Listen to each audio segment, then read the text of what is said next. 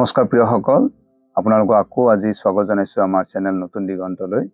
প্ৰিয় দৰ্শকসকলক কৈছোঁ যে আমাৰ বাইবেল অধ্যয়ন চলি আছে, বিশেষকৈ শুভবাৰ্তা প্ৰচাৰৰ কথা লৈ পেলাই, প্ৰভু যীশুৰ সাক্ষী হোৱা কথা লৈ পেলাই।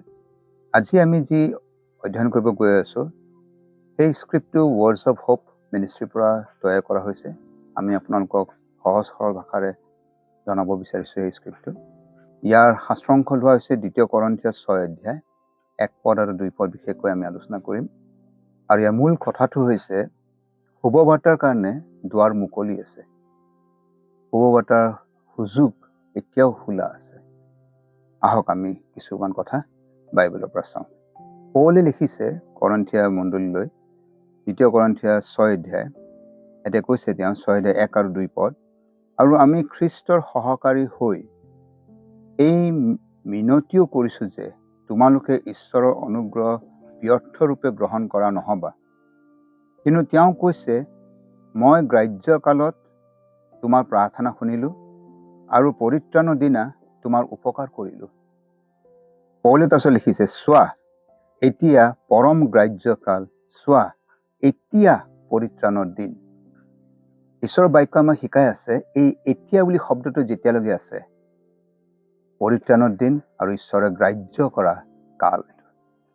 যদিও সংসাৰখন এতিয়া আমি চাওঁ ইমান বিপৰীতে গৈ আছে ঈশ্বৰৰ কথাৰ পৰা, মানৱ জাতি কেঁকাই আছে, মানৱ জাতিৰ টকা পইচা, বেমাৰ আজাৰ, পৰিয়ালত কণ্ডল, নিজৰে বেমাৰ, বিভিন্ন দুখ বেদনা যন্ত্ৰণা, টকা ঘৰ পৰিয়াল চলিবৰ কাৰণে যিখিনি উপাৰ্জন লাগে সেইটোৰ কাৰণে কষ্ট, দিন ৰাত, মানুহ হাবাথুৰি খাই গৈছে। আৰু হাবিয়াসত ভাবি আছে ঈশ্বৰ ক'ত আছে।